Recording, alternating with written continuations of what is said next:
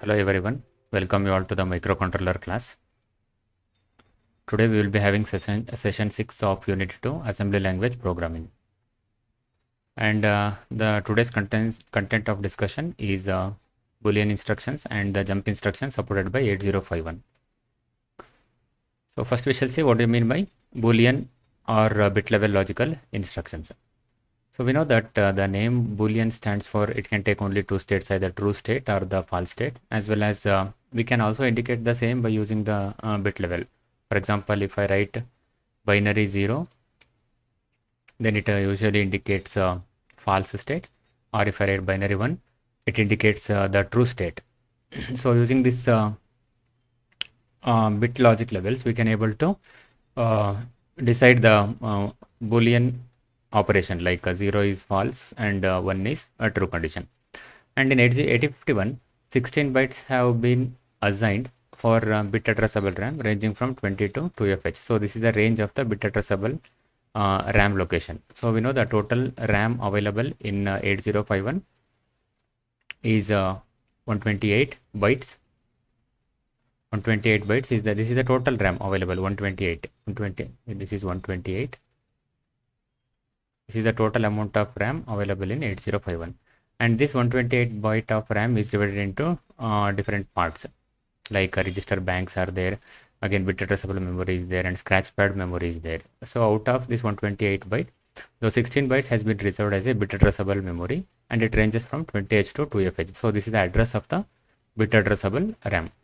And each one of 128 bits of this segment can be directly addressed using 00 to 7FH. So this is the address of each bit.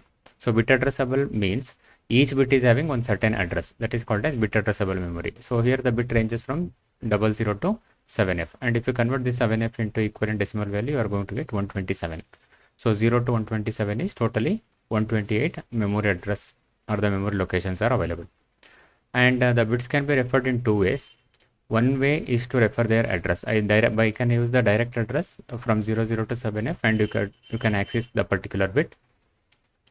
Or otherwise, we can also address those bits by using their byte address, like where know the total byte address will be ranging from 20 to 2FH. This is the total range of the bit addressable memory location. So this is the first memory location, and this is the last memory location of the bit addressable memory.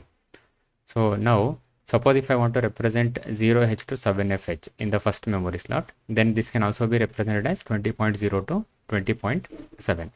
So what is 20 now? 20 is the byte addressable memory. So for example, if I take this is 1 byte, this consists of 8 bits. Let us assume that this consists of 8 bits. And here let the address of the entire memory location is nothing but 20.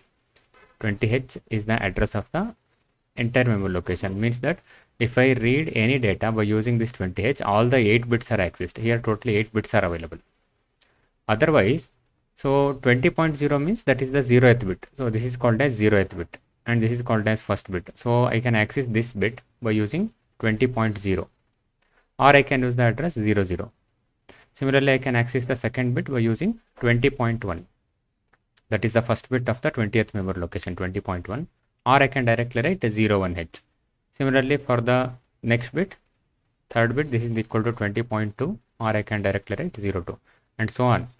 So the last memory location address is nothing but 20.7. This is 20.7, or I can directly access this memory location by using its direct address 7H. So this is the one method.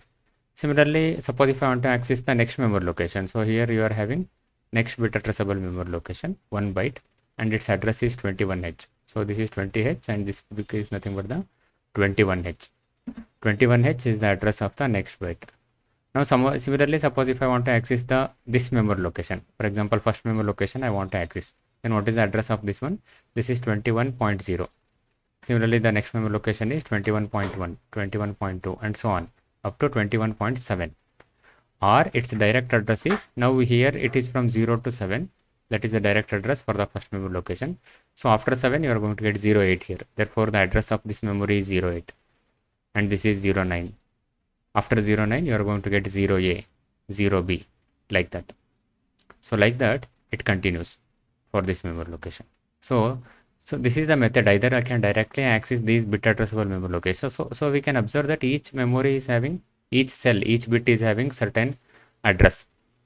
That is the reason why this is called as bit addressable memory location. So either I can access by using the direct address, or I can access by using the byte address. So this is called as byte address. ಇದನ್ನ byte address ಅಂತ ಹೇಳ್ತೀವಿ. Direct memory ಅಡ್ರೆಸ್ನ direct address ಅಂತ ಹೇಳ್ತೀವಿ. So each ಪ್ರತಿ ಬಿಟ್ಟಿಗೂ ಕೂಡ ಒಂದೊಂದು address ಇರುತ್ತೆ. So that is the reason why it is called as bit addressable memory location. Each bit is having some address. And each of the 16 bytes in this segment can also be addressed as a byte. Suppose if I want to access all the 8 bits of this memory location, then I can directly access by using this 21H memory location. Or if I want to access all the bits available in this memory location, that can be done with the help of 20H. This is called as byte address. ಎಲ್ಲ ಬಿಟ್ಟನ್ನು ಒಂದೇ ಸಲ access ಮಾಡ್ಬೋದು using this byte address. And all the port lines are bit addressable. So remember that all the port lines. So I can particularly access the status of P2.3. P2.3 is third pin of the port 2. Or I can particularly access P1.6. That is the sixth pin of port 1 can be accessed without affecting the other pins. So we know that each port is having 8 pins. Port 1 is having 8 pins. Port 2 is having 8 pins. All the ports are having 8 pins. I can individually access particular pin without affecting the other pins. So that why it is because of they are bit addressable. Each pin is having one address. And each one can be treated as a separate single bit port. So ಪ್ರತಿಯೊಂದನ್ನು ನಾವೇನಂತ treat ಮಾಡ್ಬೋದು, separate single ಬಿಟ್ port ಅಂತ treat ಮಾಡ್ಬೋದು. 8 bits ಇದ್ರೂ ಕೂಡ ಒಂದೊಂದನ್ನು ಕೂಡ ಒಂದೊಂದು ಬಿಟ್ ಅಂತ ನಾವು ಟ್ರೀಟ್ ಮಾಡ್ಬೋದು, ಬಿಟ್ ಪೋರ್ಟ್ ಅಂತ ಅಂದ್ಬಿಟ್ಟು. Coming to the bit level or the logical instructions, these are the some of the examples.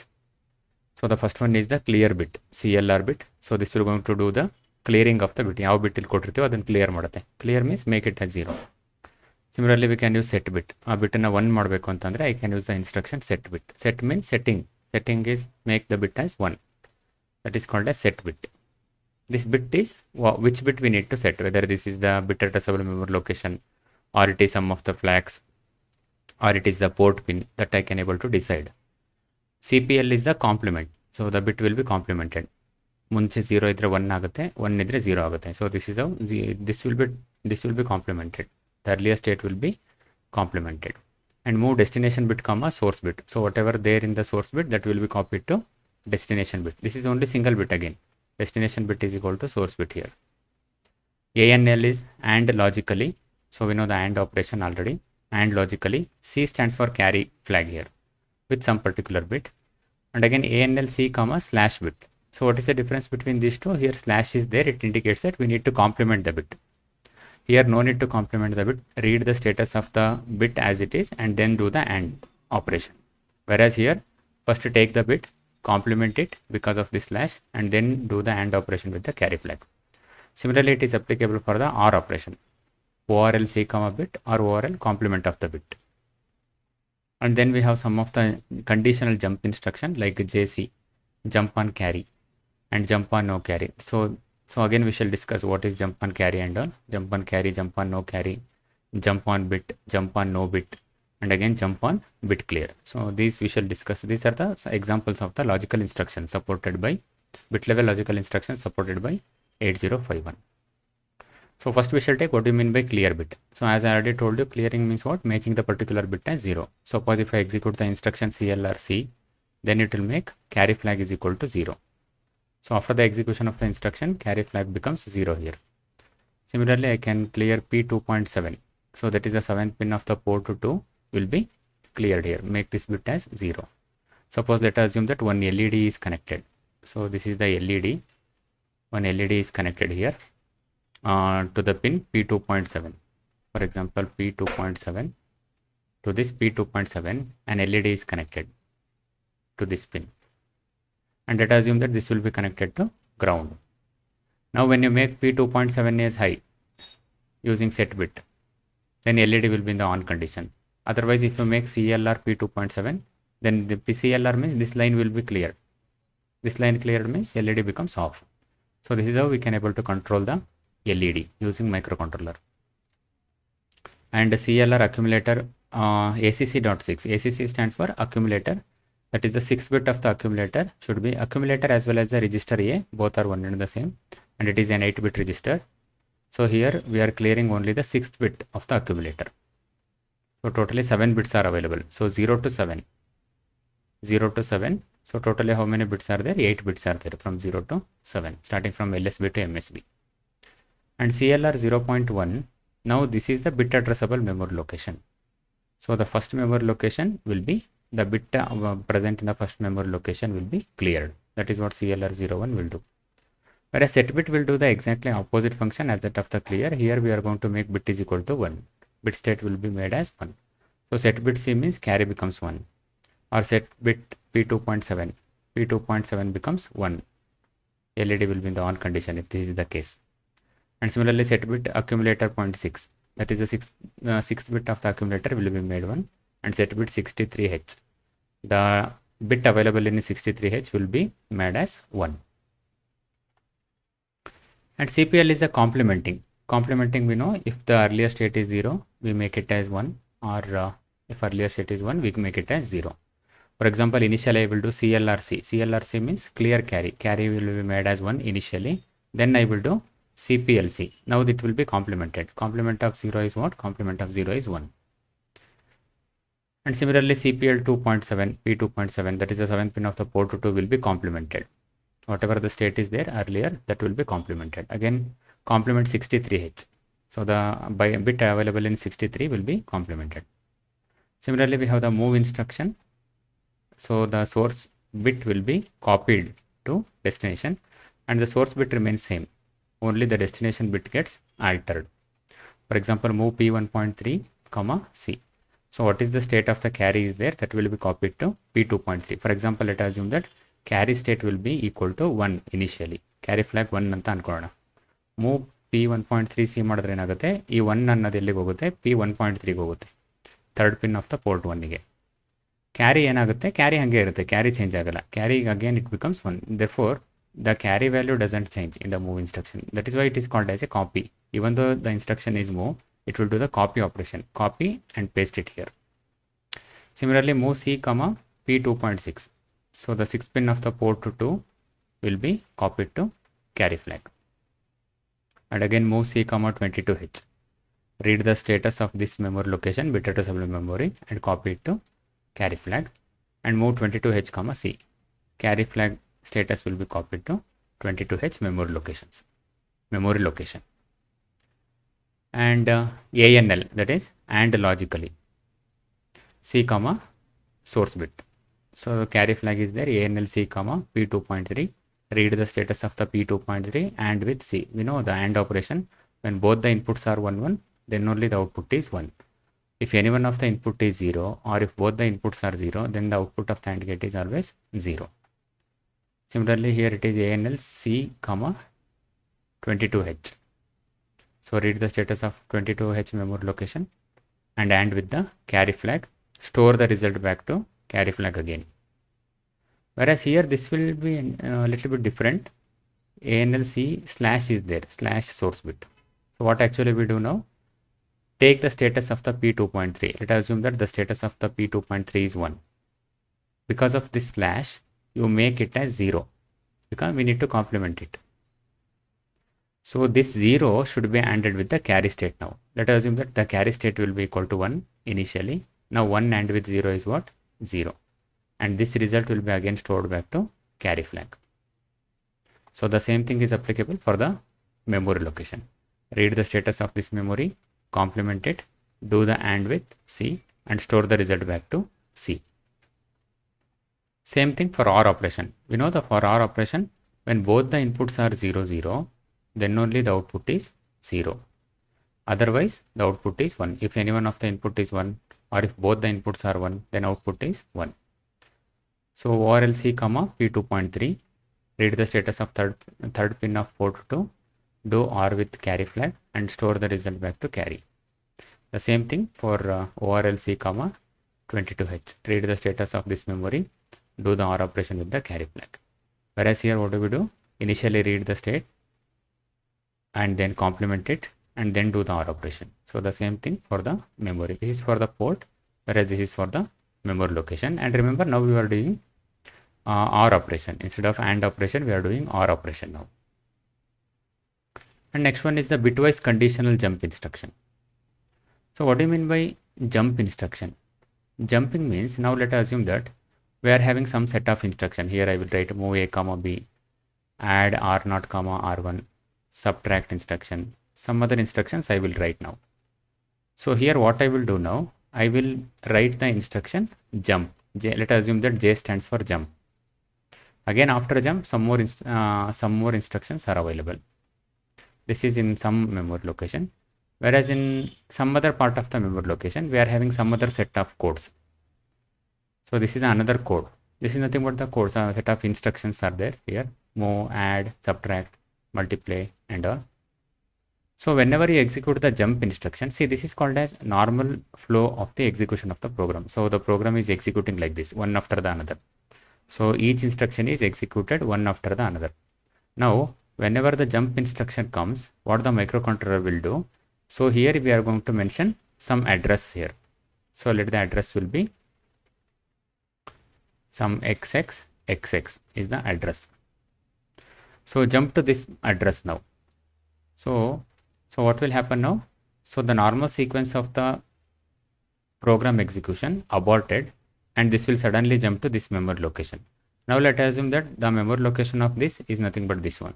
So this is the xx memory location. So as soon as the instruction is executed, the microcontroller control will directly come here, and this will start executing this program. This is a separate program, another program. Or this program is called as a function. In C programming, usually we call this as functions. Or in assembly level programming, we call this as a subroutine.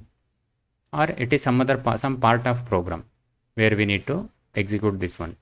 Usually to execute the subroutine, instead of using jump, we are going to use the call. Let us assume that this is some part of a program, which has to be executed. So this is what the jump instruction will do.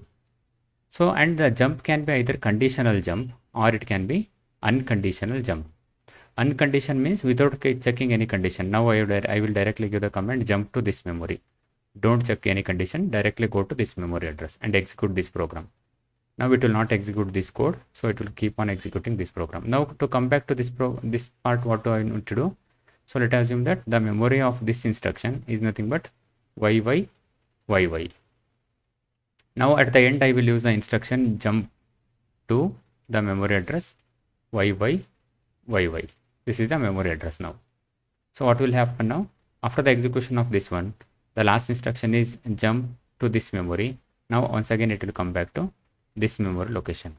So this is nothing but this instruction. Now the program has been resumed and it will start executing these instructions.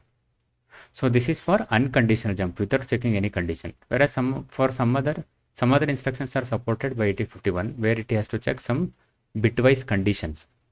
If the condition is true, then only the jump will take place. Those are called as conditional jump instruction. For example, first one is the jump on carry. What this will do? It will check the status of the carry flag. Go to PSW and check the status of the carry. So if carry is equal to 1, then only you need to jump to this memory location. So if I write JC here, it means that jump on carry. What the microcontroller will do? Microcontroller will not directly go to this memory. It will go to PSW register, check the status of the carry flag. If carry is equal to 1, then only the jump will take place. Otherwise, if carry is equal to 0, then what will happen? Then don't jump. It will execute the next instruction. It will start executing these instructions without jumping. That is called as normal execution of the program. So this is called as normal execution of the program. So if carry is equal to 1, then only jump takes place. Similarly, jump on no carry. No carry means what? If carry is equal to 0, then jump will take place. That is called as jump on no carry. If carry is equal to 1, don't jump, execute the next instruction. Similarly, we have jump on bit. For example, jump on bit P1.2 label. Label is nothing but the address here. Y, XXXS, Z. These are the address, some address now. Now, jump on bit. What this instruction will do? It will check the status of the P1.2, that is the second pin of the port 1. Jump on bit means if this pin status is 1, then only jump to this label. Otherwise, don't jump. Similarly, we are having jump on no bit. So if this bit is equal to 0, jump on no bit. No bit means if it is equal to 0, then only jump to this label. And one more instruction is there, that is called as JBC, jump on bit clear. So what this instruction will do now, jump on bit, first it will check the status of this bit, and you jump to this label or jump to this memory location if and only if the bit is set. That is called a jump on bit. If P1.2 is equal to 1, then only it will jump to this label. If it is equal to 0, it will execute the next instruction, what is there after this JBC. And suppose if this condition is true now, let us assume that P1.2 status is 1 initially, then jump on bit. Now this bit is equal to 1. Now we need to jump to this memory location. But before jumping, we have to do the clear. Here C stands for clear. So what it will do, it will make this bit is equal to 0. Automatically, the microcontroller will make this bit is equal to 0 now. That is called as jump on bit clear. You jump to the label if the bit is 1, and if before going, you have to make that particular bit as 0. It is called as C. Here C doesn't stand for carry, it stands for clear bit. So these are the some of the examples of the conditional jump instructions. Some other instructions are there. They are called as unconditional jump. I have already told you, it will not check any condition. No need to check any condition here. Don't check any condition. Directly jump to the memory location given. So they are called as unconditional. No condition checking is required. And they are of different types like SJMP, LJMP, AJMP, and JMP. So here this JMP stands for jump. Where we need to jump? We need to jump to the address formed by using content of accumulator plus the content of DPTR. Read the content of accumulator register and read the content of the DPTR. Take the summation, add these two values. So you are going to get some address. So for example, the address will be equal to 0110H. 0110H is the address. Now it will go to this memory location. @ stands for here. This is the address now. Whereas SJMP stands for short jump, LJMP stands for long jump, and AJMP stands for absolute jump. Here the addresses are different. Target address is different now. That we shall see now. SJMP target, for example, SJMP label. So here S stands for short jump. Short jump means, so whatever the address, to which address we need to jump, that address should be within this range from -128 to +127. What does it mean? It means that it will going to use 8 bits. So here in the address, in the target address, how many bits it will going to use? It will going to use 8 bit. So 8 bit means 2 to the power of 8 we know. 2 to the power of 8 is equal to 256. 2 to the power of 8 is 256. Whereas here it can go in negative direction as well as in the positive direction. What is this negative and positive direction? So suppose if I take this is the memory location, and here I am having one instruction, and that instruction is nothing but SJMP. So let us assume that here SJMP instruction is available here, and this is the address. So I will write this as label. So let us assume that this is the label I am having. This label, some address it is.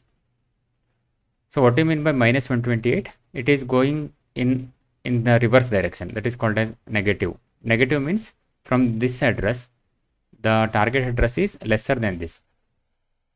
This is having some address. So from this address, you need to go backward. Otherwise, plus means you need to go forward. That is called as -128 and +120. Therefore, the address, this label address, it should be within the range minus, from here it can go up to -128, or from here it can go up to +127. So -128 and +127. Why it is +127? Because it includes 0 memory location also. 0 to 127, again it is 128. And this is -1 to 128 is total 128. So 128 plus 128 is 256. So that is how we are going to do the jump. This is called as SJMP, short jump. So remember, it can access the memory location from -128 to +127 only within this range using 8 bits. Therefore, the address it will going to use 8 bit. Whereas LJMP is the long jump. So the address is 16 bit here. Address is 16 bit means 2 to the power of 16. We know 16 bit it will going to use for the address. So we know that 2 to the power of 16 is 64 kilobyte. That is the maximum memory that we can able to interface to the 8051 microcontroller. 64 kilobit means that the entire memory, let us assume that this is the maximum range of 8051. 64 kilobyte. So from here to here, the maximum range is 64 kilobyte. So whenever you are going to use the LJMP instruction, then from the LJMP, suppose instead of SJMP, if it is LJMP, then the label can be anywhere in the entire memory. Either it can at the first or it can at the last, it can be anywhere in the entire memory. So that is called as long jump. Whereas here it can access only from -128 to +28. Only some part of a memory can be accessed. Whereas in the absolute jump, AJMP, it will going to use the address 2 to the power of address 11 bits. That is nothing but 2 to the power of 11. We know 2 to the power of 10 is 1 kilobyte and 2 to the power of 11 is 2 kilobyte. Again, it is plus or minus 2 kilobyte.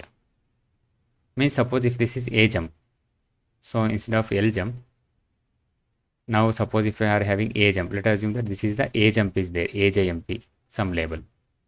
So now from this memory location, it can go backward as well as it can go forward. And the limit is this one, plus or minus 2 kilobytes. So this is called as, actually these are called as pages.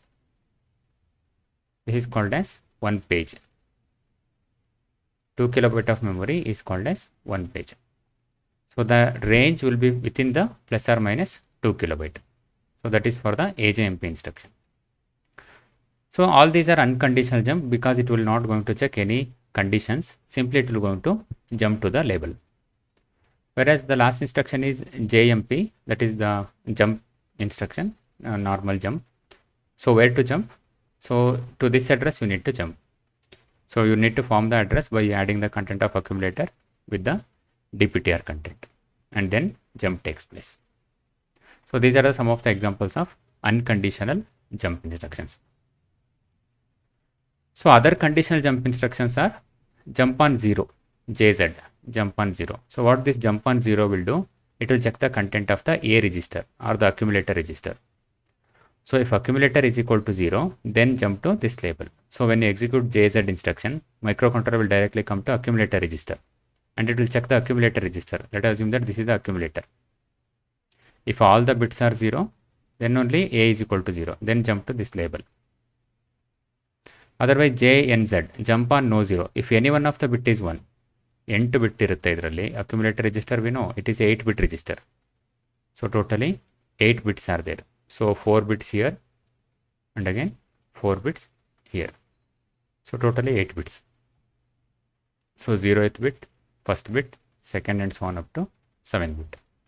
If all the bits are 0, then this is the condition. This is the case. You need to jump. Jump on no 0 means if any one of the bit is 1, then jump to this label, jump on no 0. Then we have DJNZ byte comma target. So this is a commonly used instruction for many of the programs to perform some repeated tasks. So here DJNZ stands for decrement and jump if not 0. Decrement and jump if not 0. Byte comma target. So what this will do? For example, DJNZ 40 comma label. Anyhow, J is there, so we need to jump to this label. But there is some condition when we need to jump. First I need to decrement. Decrement means what? 40H. Now hash is not there, therefore 40H is a memory location. If hash is there, then we call this as it is a data. Now this is a address. So what the microcontroller will do? Microcontroller will go to the address 40H. Now let us assume that this is the 40H memory location. 40H memory. And in this memory, you are having the number 05. Now 05 is the data. 05H is the data which is there in this memory location. This is called as data now. DJNZ, what it will do, it will go to the memory location, it will take this data. 05 it will take. D means decrement. Decrement this by one time. We know the decrement instruction. If you decrement 5 by one time, what it becomes? It becomes 04. Decrement and jump, if not 0. Check whether it is equal to 0 or not. Is it equal to 0? No. This is not equal to 0. Therefore, you jump to this label.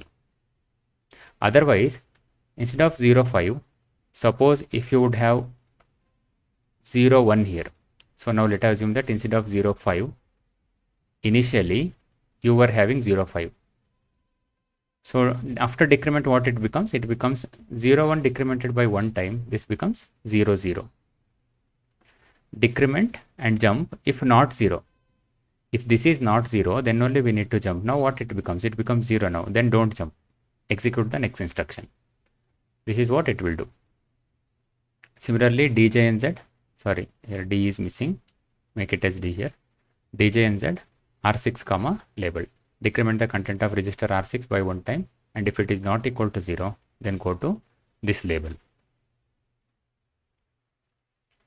Then we have one more special instruction called as CJNE. So which is also commonly used in many of the program to perform some repeated tasks. So here CJNE stands for compare and jump if not equal. Compare and jump if not equal. Destination byte comma source byte comma target. So here target is nothing but the memory location address. So now for example, what it will do, compare. So what this will do, it will going to compare the destination byte with the source byte. So this is the destination byte and this is the source byte. See, destination is a register, whereas the source byte is a number, hash is there. Therefore this is a data. If no hash, if it doesn't have any hash here, then this becomes a memory. Because of this hash, we need to take it as data. Compare. It will compare the content of accumulator and compare this data with the accumulator content. Comparing actually means that here it will do the subtract operation. How we are going to use SUBB instruction. Subtract along with borrow in the microcontroller. In the same way, compare will also do the subtraction. How it will subtract? It will compare the accumulator minus 20. 20 is the data now, and it will find out the result. In the subtract instruction, what will happen? Suppose if I write SUBB. So that is nothing but subtract a comma b.